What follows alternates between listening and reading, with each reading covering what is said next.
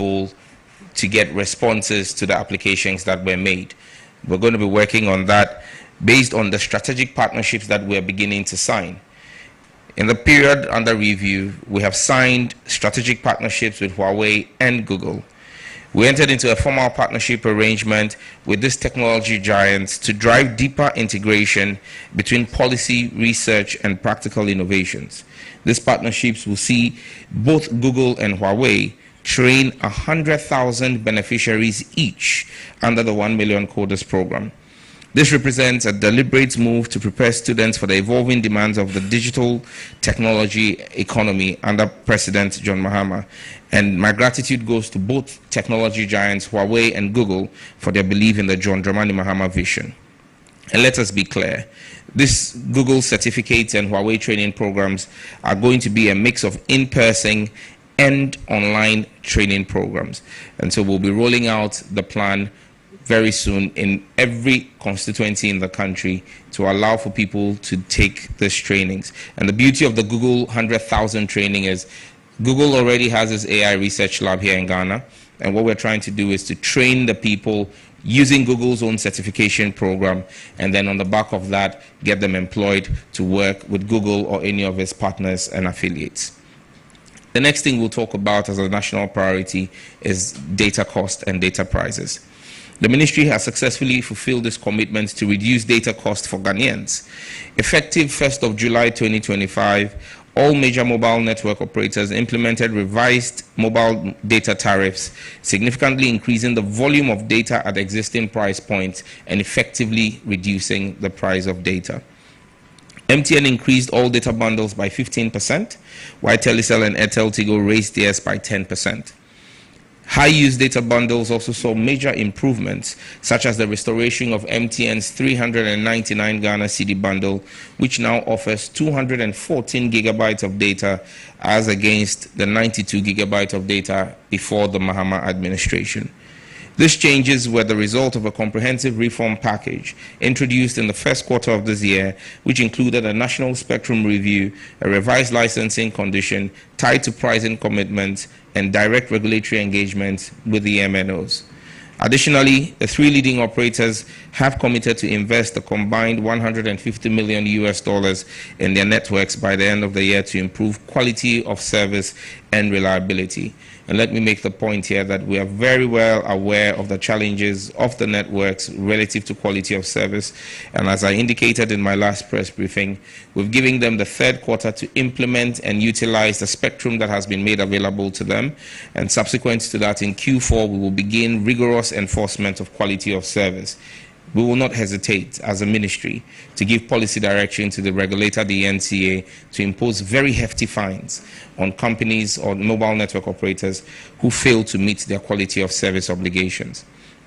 I would also segue here into the issue of that has become topical of data and data running faster and disappearing. Let me be clear. My fidelity and that of the ministry and the government of President Mahama is to the Ghanaian people. Our interest is the best interest of the Ghanaian people. However, these are technical issues that we would only be able to act on the basis of evidence and not sentiments.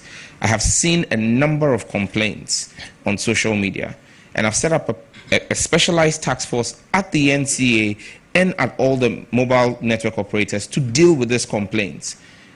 Let me state on the record, every single one of the complaints that have been referred to the team have been investigated, and all of them have proven that it is user settings and user behaviors that have affected the use of their data, and that there has been no price tampering.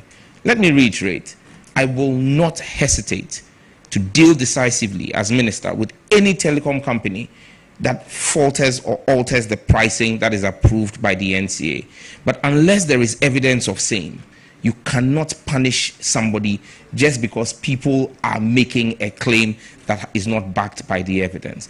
And I can show to the media today evidence, maybe in the Q&A, of some of these instances. In fact, the last one that was dealt with, that I got a report on this morning, the individual complained. I asked the NCA to reach out to him. For 48 hours, he did not respond. So I had to go back on X and retweet at him and say that we've been trying to reach out to you.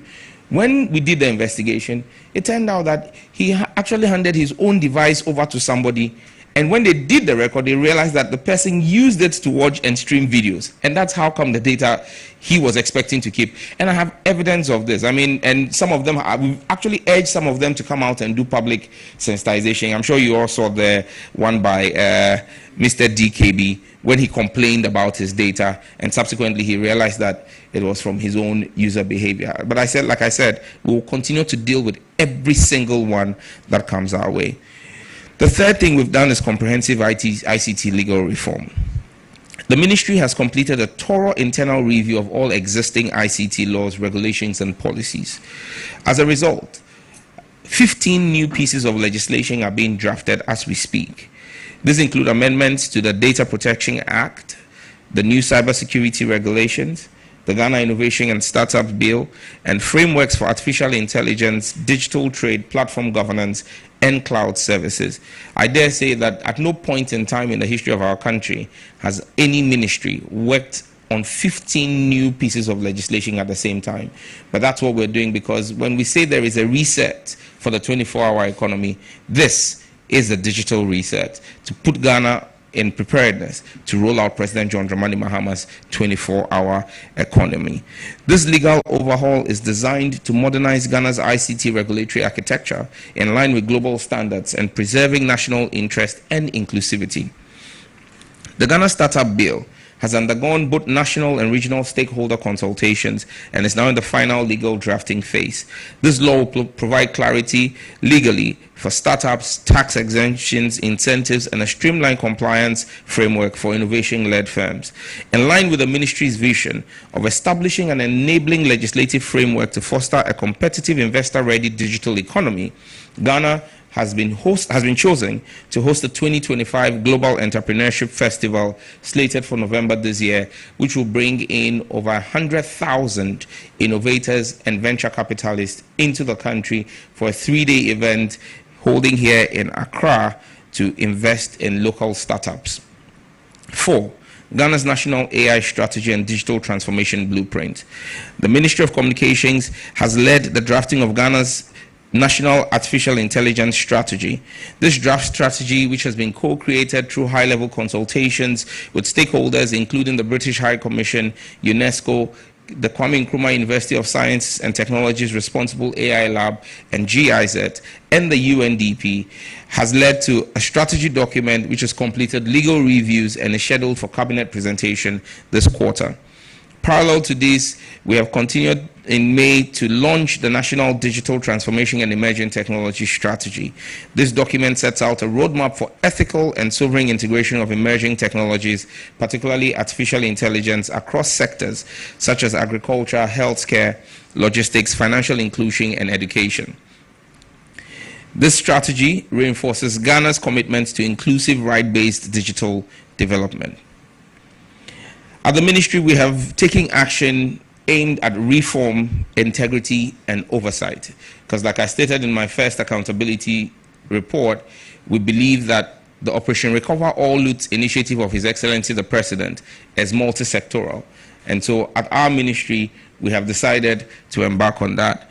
First, in reporting on under that will be the Kelny GVG contract. Following concerns about the cost effectiveness of the Kelny GVG revenue monitoring contract, the ministry referred the matter to the Attorney General's Department for review.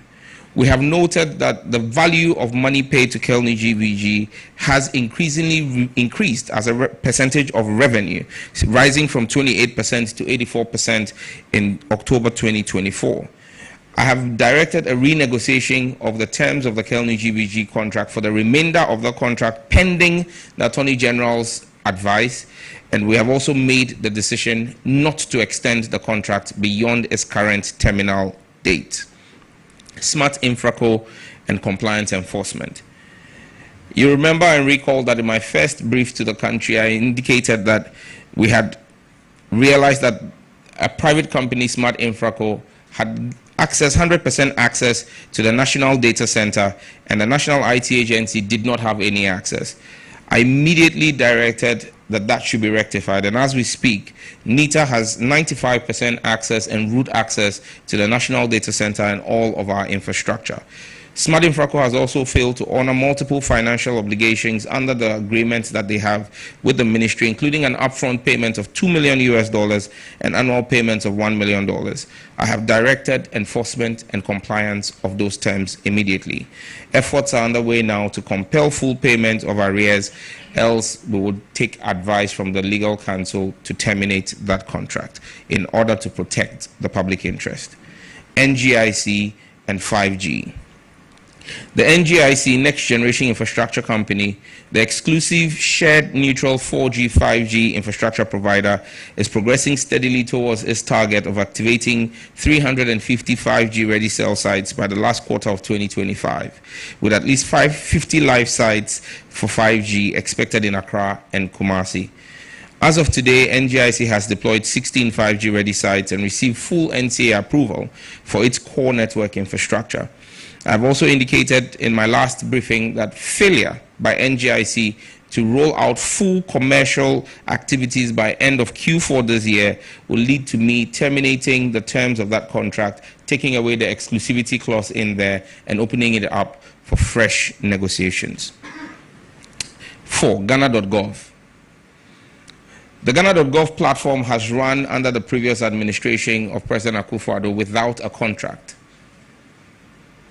Millions of Ghana cedis, in fact, hundreds, tens of millions of Ghana cedis were paid every month to companies without a contract. We have put an end and a stop to that. Since President Mahama came into office, not a peso has been paid on that because we cannot keep paying for a project that has no contract. The ministry has redesigned the project. We're going to launch it in Q4 of this year, working closely with the Ministry of Finance. We're currently at the Public Procurement Authority seeking clearance to proceed with a public tender to ensure that the best value for money is achieved for the Ghanaian people. The redesigned site will feature faster access, full Ghana card integration, an intuitive streamlined interface tailored for both individuals and businesses, and will harmonize all of government's payment gateways and platforms into one portal. 5. Operation Recover All Loot Oral, specific to broadcasting frequency audit. As part of the government's oral initiative, the ministry directed the NCA to conduct a comprehensive audit of broadcasting frequencies.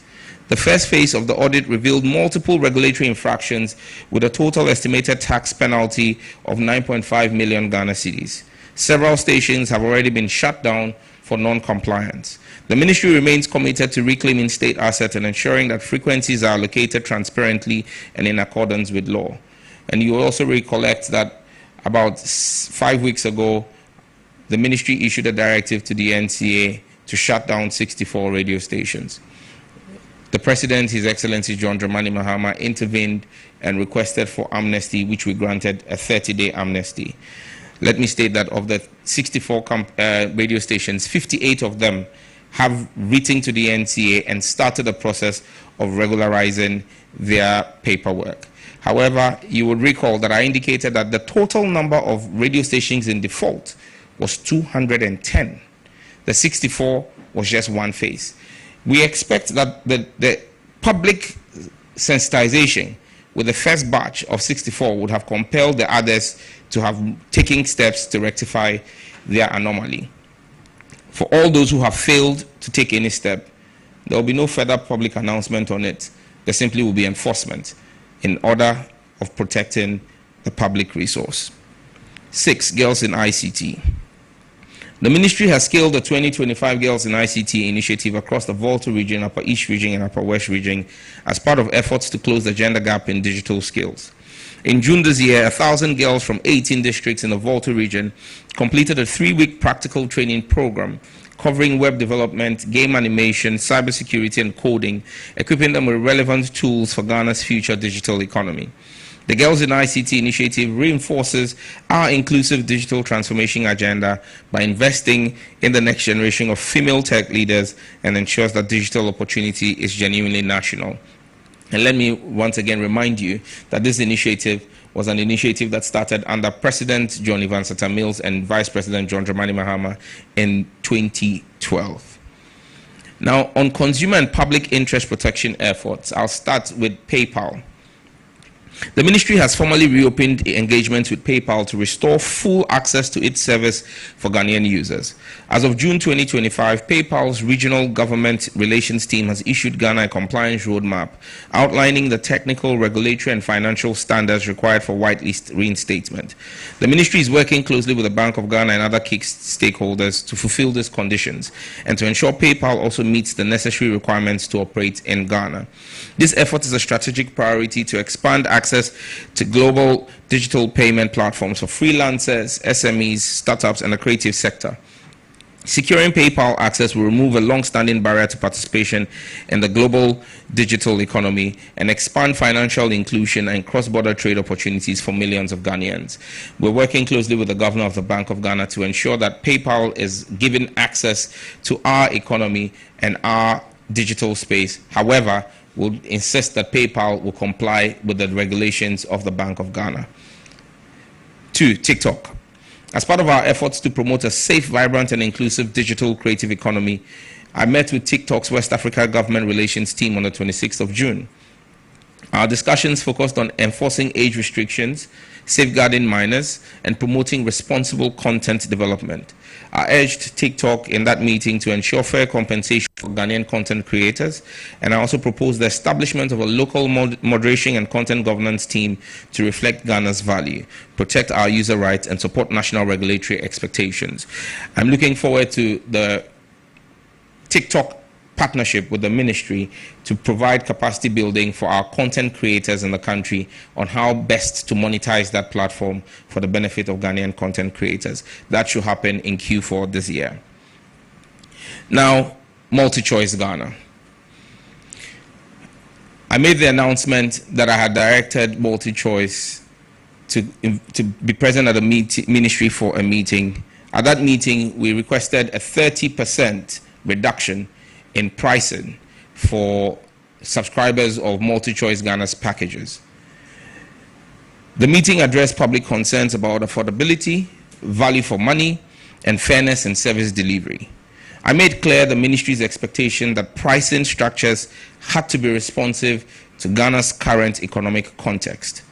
I made a formal request of 30% reduction in the package pricing and gave a deadline of July 21st for a formal response from MultiChoice. On the 21st of July this year, I received a 9-page letter from MultiChoice detailing why they were refusing to reduce their pricing. Their reasons included that the cedi had depreciated in the preceding 8 years by 240%, and they claimed that my request for a reduction on the basis of the appreciation of the cedi was unfounded because, in their words, the appreciation of the Ghanaian cedi over the last 6 months has been a fluke which could not be sustainable. As minister, my fidelity is to the Ghanaian people. I have had to act in the interest of the Ghanaian people, and I believe that the Ghanaian people have been fleeced and exploited for too long. I wrote back to the NCA on Monday and directed the NCA in that letter to suspend the broadcasting license of DSTV effective 7th of August 2025 if they fail to effect a reduction in their bundle prices. I cannot, as minister, serving the Ghanaian people, continue to watch what can best be described as plain stealing happening to the Ghanaian people. In my letter to them, I gave them scenarios from 7 markets that DSTV is operating in. The same content in the premium bouquet that is offered to Ghanaians for $83 equivalent is offered to Nigerians for $29 equivalent. How can anyone explain this price disparity to me? Enough of the mistreatment of the Ghanaian consumer. They either comply with the reduction, because in Nigeria, in the same time frame that they say the Ghanaian cedi has depreciated by 240%, the Nigerian naira has depreciated by 409%. If Nigerians are paying equivalent of $29, DSTV must charge same here in Ghana, or we will suspend their broadcasting license effective 7th of August 2025.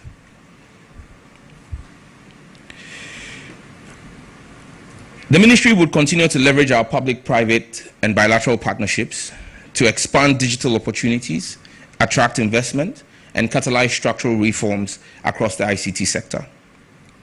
In telecom sector restructuring, there's a major realignment underway with Airtel Tigo. We're working closely with the Attorney General's Department to look at the financial viability of Airtel Tigo, and we're currently in negotiations with a number of options on what the way forward with Airtel Tigo will be. I'm sure in the next 30 days, we'll make a national announcement on what will happen with Airtel Tigo. On youth and skills development, apart from the strategic partnerships that we have signed with Huawei and Google, we have also signed strategic partnerships with MTN and Telecel, two telecom operators in the country, to train and help co-develop Ghana's National Artificial Intelligence Innovation Center.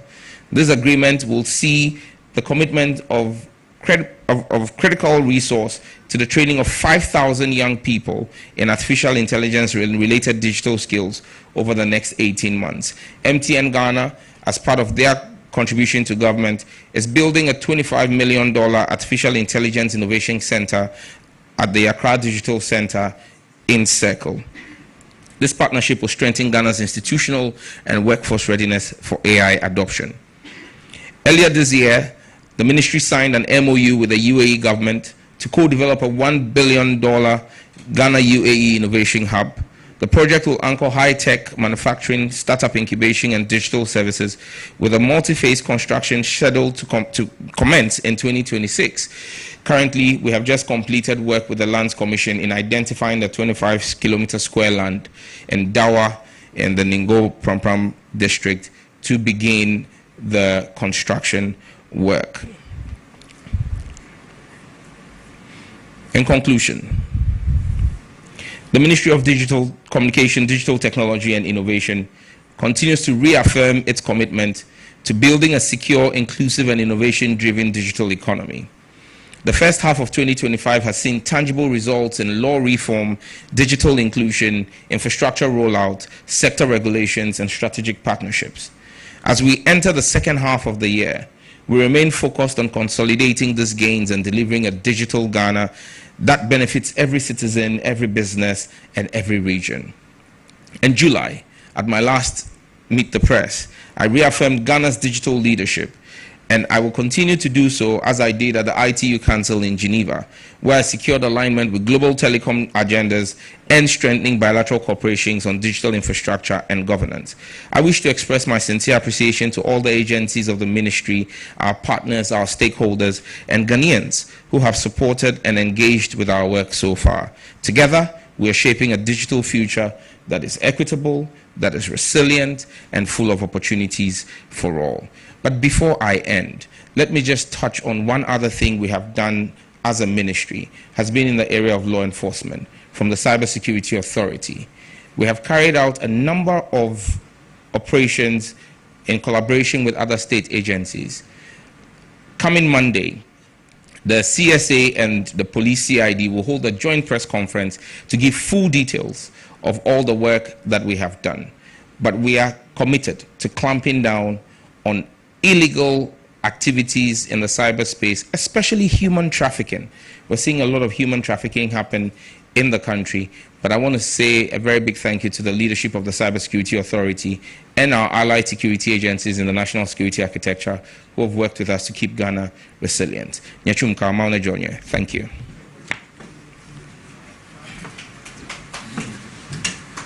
Thank you very much, Honorable Minister. So the floor is now open for questions from members of the media present. So please introduce yourself quickly and then ask your question. And as I have always indicated at this program, we would appreciate the avoidance of lengthy preambles to questions. Please go ahead. Minister, good morning. My name is Kwame Anum. I report for Multimedia's Adom FM, Adom TV, and Asempa FM. I want to bring the minister to the data pricing. The recent enhancement that we've seen has been greeted with some discussions. People are saying that the current package we have can be sold at a very reduced price, saying that still consumers believe what you have done is good, but it must be reduced. Looking at the indicators that inform data pricing, do you think that we are experiencing the best, or the best is yet to come? Or will you be tempted to say that the consumers are being ungrateful? Right. The second question is that there is supposed to be a quarterly data integrity monitoring by the NCA in terms of billing, so that that can curb the current issue around depletion of, or fast depletion of data. What is the NCA's current status in terms of that integrity test that they are supposed to run? Thank you. Thank you very much.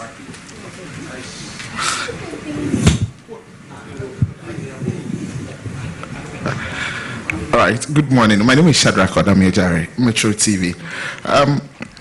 Honorable, my first question is on rural telephony projects, and the acting CEO mentioned some abandoned projects, and most of them, after he took over, he realized were existing on paper but not physically. Going forward, are you going to move these projects forward and hold responsible, I mean, if any, people who have done any wrong in that line? And I think your outfit also deserves a thumbs up, looking at all the ICT things you have mentioned. But after roaming 15 out of the 16 regions, there are a lot of places I visited that has issues with accessing data and network on in general. So are we also going to see, or going forward, how fast are we going to see these areas getting access, so that if I'm moving from Bumpurugu to Yoyo, I know I can still take part in the 1 million coders project?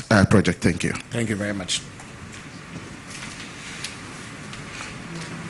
Komla Klusha, I work at TV3, specifically on the NGIC 5G rollout deadline that you have set. You said as of today, NGIC has deployed 16 5G ready sites and received full NCA approval for its core network infrastructure.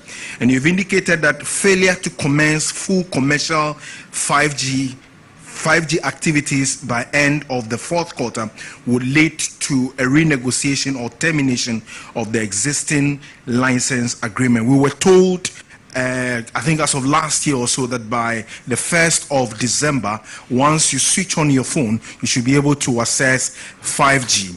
What did you inherit, and why are we where we are as of now? The last bit has to do with the caution, so to speak, or for want of a better word, the threats that you have issued to MultiChoice. How do you respond to the question of market size? Yes, Nigeria has well in excess of 100 million citizens. Ghana is hovering around 35 million. They are looking also at market penetration. Would it be fair for you to go with the threats, looking also at the penetration and also the quality of service that they have had to offer both countries? Thank you very much. Good afternoon. My name is Emmanuel Romeo Teta. I report for Ahunto FM. Honorable Minister, fake news continue to spread heavily across Ghana's social media, especially X. Well, from your perspective, how serious is the threat to national cohesion and public safety? And what steps is the ministry taking to monitor and reduce spread of misinformation and disinformation online without infringing citizens' freedom of speech? Thank you. Thank you very much. So if there are no more questions in this round, okay, we'll take one last question in this round. Okay, my name is Wisdom Hedejime. I work for TVXYZ. I want to find out, beyond the training of the 1 million coders, what job markets are available to accommodate them? Thank you very much. So, Honorable Minister, the floor is yours. Thank you very much. I'm just trying to get a particular document to respond to the Multi-TV one, but Okay, good.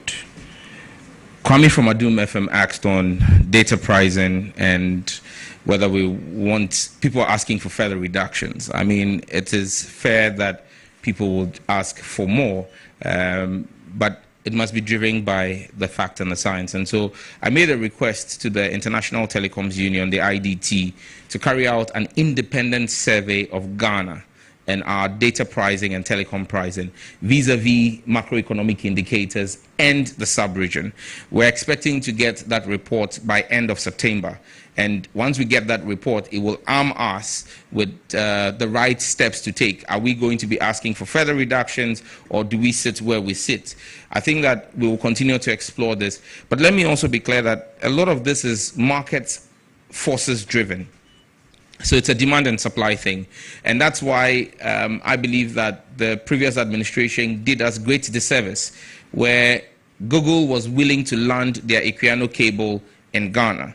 And because of whatever personal interest existed in the ministry at the time, we frustrated Google from landing its Equiano cable, and they took the cable to Togo. Why is Equiano critical for the cost of data in Ghana? There are currently 5 cables that land in Ghana, submarine cables that land in Ghana. If you put the 5 cables, the capacity together, that capacity is less than 70% of what Equiano alone carries. So if Equiano had landed here, it's a supply market, it's a demand and supply thing. When you have double the capacity in country, automatically the prices will drop. And so we've started work, and last 2 weeks I brought the senior vice president of Google to the country, and we met with His Excellency the President, and the President, John Dramani Mahama, told him, James Manyinka, that the government is willing and ready to engage with Google, and that we wanted Equiano here before the end of 2026. Commitments have been made by Google's end, and we're hopeful that we'll work with Google and expedite whatever actions to ensure that Equiano lands here in Ghana to improve capacity.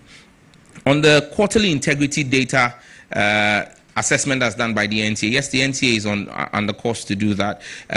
We rolled out this on the 1st of July, which was the beginning of the 3rd quarter. So it's a quarterly thing. So they're going to do the survey July, August, September for Q3, and then present the report. So once we get that report in Q3, we'll definitely make that available to the public. But another regulatory directive I've given to the NCA, which is being explored right now, is, you see, when you make phone calls, at times you get a pop-up message that tells you that you spoke for this long and this amount of your credit has gone, so this is your balance.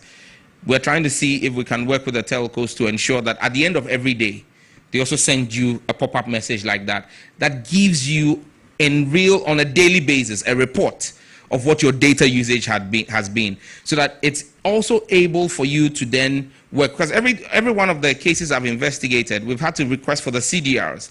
And so it's the CDRs that allow us to then determine what your data records have been.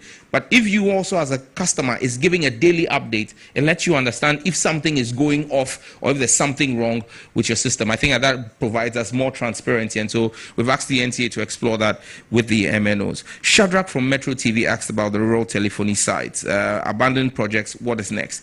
Very true.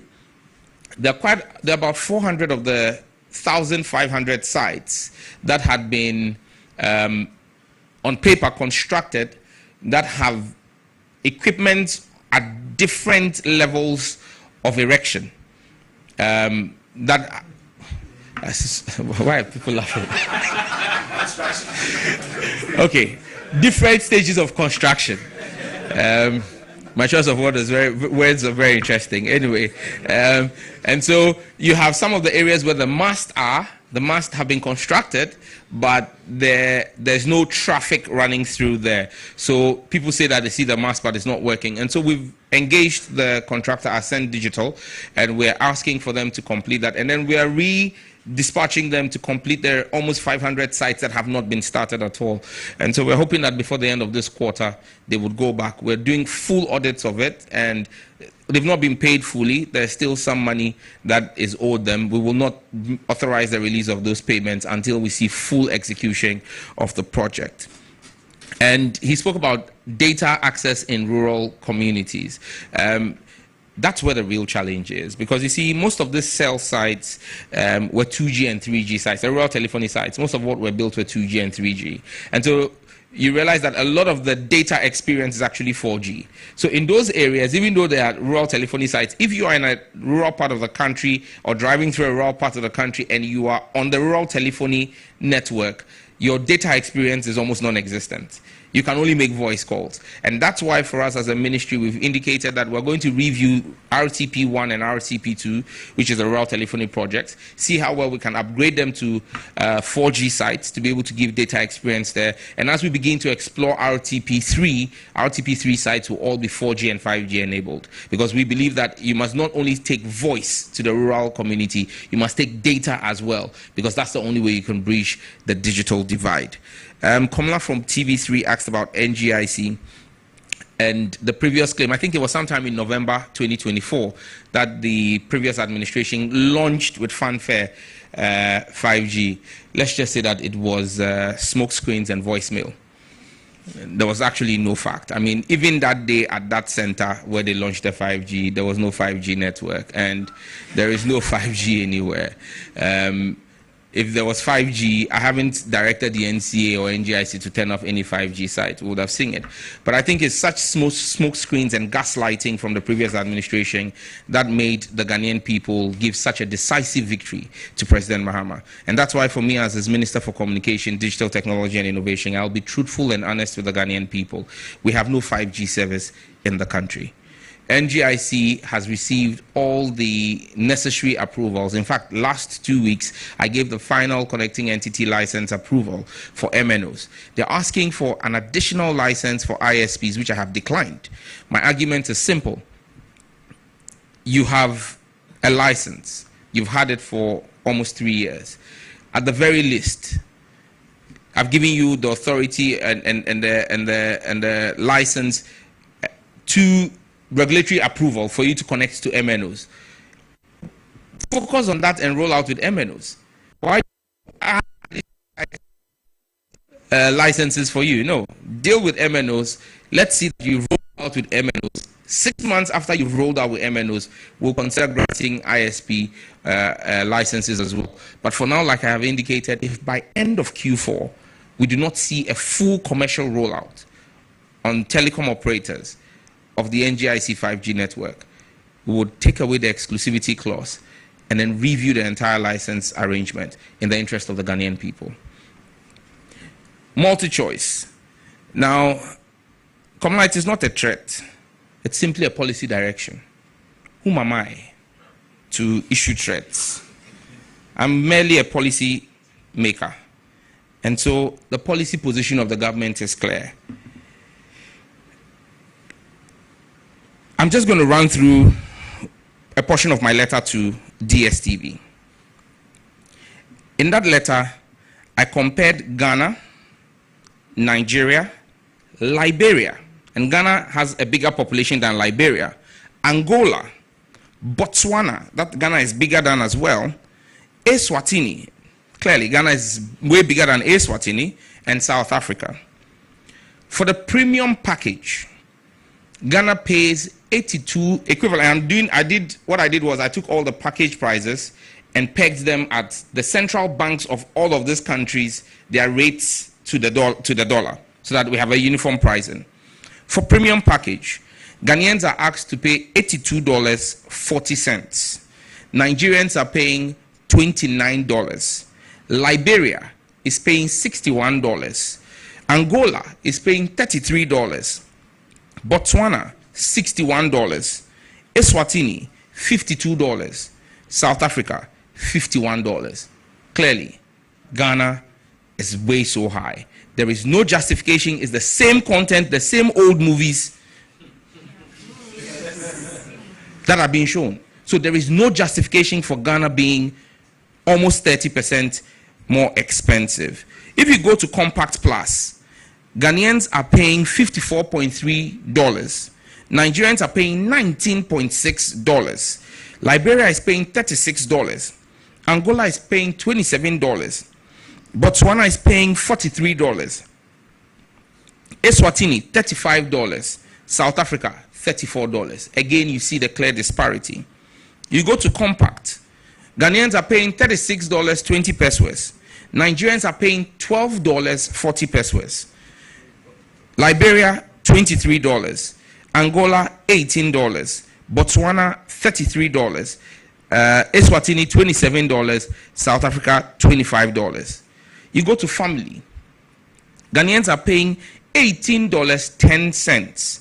Nigerians are paying $4.80. Liberia is paying $13. Angola is paying $11. Botswana is paying $21. Eswatini is paying $19, and South Africa is paying $18 as well. Access, Ghanaians are paying $9.45. Nigerians $2.70. Liberia is $8. Angola is $6. Botswana is $10. Eswatini is $9, and South Africa is $7.60 pesos. And let's just be clear: the same MultiChoice in June last year did a $30 price reduction in Liberia. Liberia's prices were similar to Ghana. They slashed the premium price by $30, slashed all the lower bundles by $17. What is good for Liberians and Nigerians is good for Ghanaians. I am not threatening MultiChoice, and I'm not hounding them out. We're simply protecting the Ghanaian people. I have made a request for 30%. What I consider a proactive step will not be you writing to me and tell me that the prudent management of the economy by the Mahama administration that has led to upgrades in our credit rating by Standards and Poor's, Fitch, you tell me that that is a fluke. And so in my letter to MultiChoice, I asked them since when they began rating economies.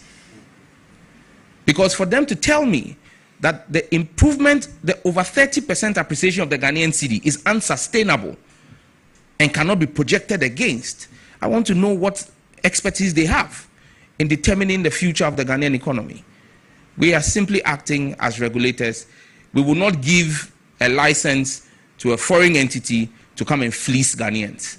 You want to work here in Ghana, you will work in the interest of the Ghanaian people. I gave them 21 days, they responded. I've given them another 7 days. By 7th of August, the NCA would suspend their broadcasting license if they don't come back to us with a reduction in price for the Ghanaian people. And I know that they are banking their hopes that the Ghanaian people will complain about the Premier League. No, there are several ways of killing a cat. Romeo, I'm not a cat hunter, please. Don't let my in-laws come after me. You know my wife is a Voltarian. That's on the lighter side. Me and Komla have eaten cat meat before. Romeo from Ahuto asked about fake news. Yes, I indicated that we had 15 legislation underway. One of them is a legislation on misinformation, disinformation, and fake news and hateful speech. That is also about 90% complete. It's about to come to Cabinet for Cabinet approval, and we will lay it before Parliament, hopefully in the third meeting of this year, the third meeting of this first session of Parliament. Let's be clear. The days of fake news are numbered. And already the Cybersecurity Authority has been taking very swift action on some offenders. But we would codify this in a clear piece of legislation so that the judiciary themselves are aware. Because you see, it's one thing when you identify people who are peddling and then you even put them before courts, and the courts are unable to appreciate, because everybody is minded that we're not reintroducing criminal libel, and I need to be very clear about that. Free speech is a fundamental right, you know, and we will protect the free speech. In fact, there are huge protections in the legislation that we have drafted. However, your freedoms end where my rights begin. And so you cannot enjoy your freedoms at the expense of another's rights to decency and protection against fake news. So, Romeo, there's work underway in that regard, which will be completed soon. Wisdom from XYZ asked about the 1 million coders and asked, what next after the 1 million coders? That's why we are focused on doing these partnerships with global giants. So if you're one of the 100,000 who get trained by Huawei, and then we're trying to move you off into one of the telecom giants to work, most of the telecom giants are running Huawei systems anyway. Huawei is one of the biggest telecom operators or in OEMs, original equipment manufacturers in the world. So if you are trained and certified by Huawei, you have a better chance than even many university graduates in being employed by the sector you've been trained in, because you've been trained by those who manufacture the equipment themselves. It's the same thing we've done with Google. Google is the biggest search engine in the world. And today, Google has the certification programs. In fact, the 100,000 certificates that Google has given to us is valued at almost $2 million. So when you're trained by Google, and we're working very closely with Simon Maggi at GIPC, to bringing a number of business process outsourcing and knowledge process outsourcing jobs here. In fact, the BPO market is $4 trillion. Now, imagine if Ghana could attract even 10% of that market into our economy and what that will do for us. But to attract BPOs, they want to be sure that you've got the requisitely skilled people in data governance, in data forensics, in data management, cybersecurity. If we trained them just regularly, they will be certified, they will be well trained, but their trainings are not international. But if the training they undertake is Google certified, when you bring in a BPO or a company from Europe or from America to set up in here, and you tell them I have 100,000 data analysts trained and certified by Google, that immediately opens up the market. And so what we're trying to do is position Ghana as a key player in the BPO ecosystem. We want to take part of that market away from India and the Philippines, which currently run this $4 trillion market, to bring at least $400 million worth of that here. And there's track record. President Mahama did it in his first term, and we'll take it to the next level in Mahama 2.0. Thank you. Okay, we have barely 10 minutes to wrap up, so we'll take just 2 questions. Thank you, Minister. I am Akosia. I work with Channel 1 TV and City FM. We've seen a number of Nigerian filmmakers complain about the unauthorized broadcast of their films. You were swift to respond to some of these concerns, but we want to find out from you, what is the immediate action being taken by the ministry to address these copyright infringements? Thank you. Thank you. Maxwell Agbaba, Joy FM, Joy News. Okay, so I'm interested in the $1 billion digital and the technology and innovation hub.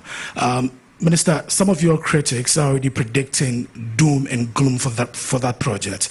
In fact, they say that it's going to take the same trajectory like the Hope City project. I know the Hope City project was private sector led. This has a government-to-government structure. I want to find out from you, what would you say to allay their fears? Thank you. Yeah, that was short. Honorable Minister.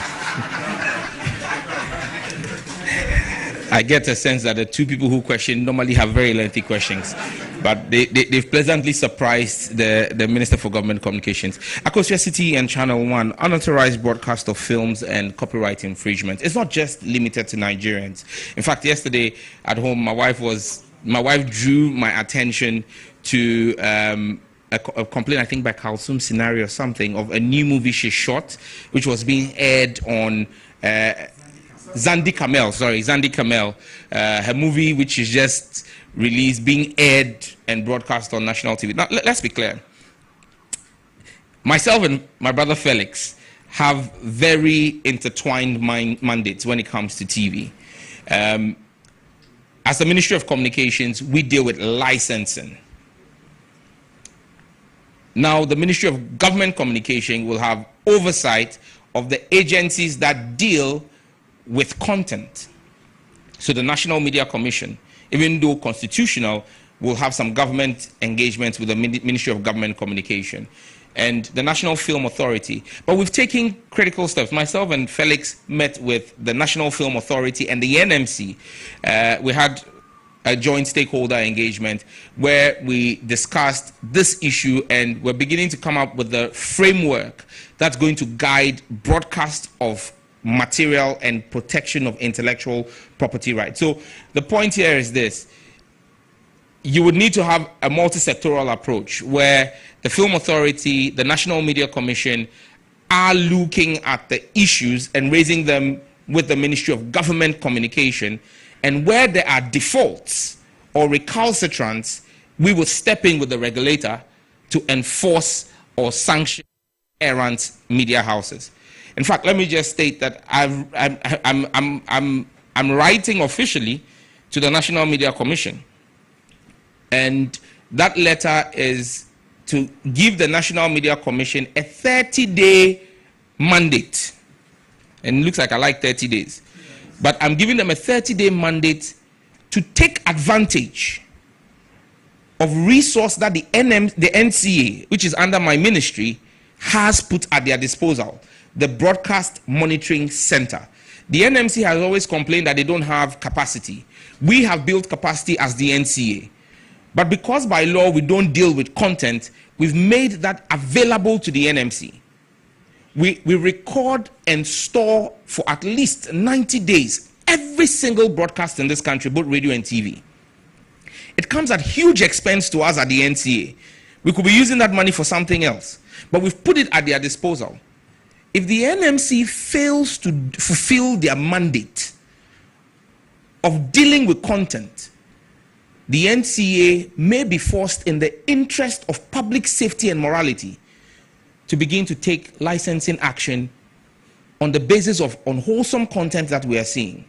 We will not, under the watch of President Mahama, allow what happened under the previous administration, where ritual content drove 10-year-olds to commit murder of their own friend in Kaswa. We call on the NMC to step up its work and do what is right. I know there's a new commission, and I'm urging them to take advantage. We at the NCA and at the ministry are willing and ready to comply and work with them. They need to clamp down on fetish practices and money doubling schemes that are going on TV. That is unwholesome content. And so the NMC is being called to do their work. We would support them. Maxwell, Joy, UAE Hub. I mean, if you've been bitten by a snake before, when you see an earthworm, you'll be worried. I mean, but let me be clear. This is no Hope City. This is called the Innovation Hub, and this is being led under the auspices of His Excellency John Dramani Mahama. I give you full assurances. Like I said to you, just last Wednesday, we went to the Lands Commission to identify the land. The site plans are being developed. The project management office has been set up already, and the Emiratis are serious people, just as serious as the Ghanaians are. We are not going to play around with this. This, for me, is a legacy issue, and we will ensure that it is executed in phases, and I'm sure that as construction starts in 2026, we'll invite you for you to come and see the work that's going on there. What we are doing is a critical need. The world needs an AI footprint on the African continent, and we've taken leadership as Ghana over the last 7 months in what we're doing legislatively. And so you've got a lot of African workloads today being processed out of Dubai and the GCC. But those African workloads should be processed here. And that's why they're bringing this hub here. And you'll see all of the tech giants move their African headquarters into Accra so that we can begin to work. It's a commitment we've made. It's a commitment we will keep. We promised to drop data prices and increase the bundle. We delivered. We've promised now that DSTV would either comply or pack up and go. We've delivered. We are promising you an innovation hub. We will deliver. Thank you. In fact, we promised you 1 million coders. We've delivered. Thank you very much, Honorable Minister, for delivering on those promises and apprising us of the work done so far to realize those objectives. On this note, we will draw down the curtains here for today's edition of the Government Accountability Series. With immense thanks to the Minister and to yourselves in the media for attending upon us. On Monday, the Honorable George Opariado, Minister for Youth Development and Empowerment, will be here to update us on the various youth development and job creation interventions introduced by the John Dramani Mahama administration. So until then, goodbye. That was it from the presidency, where the government accountability series came your way with the minister.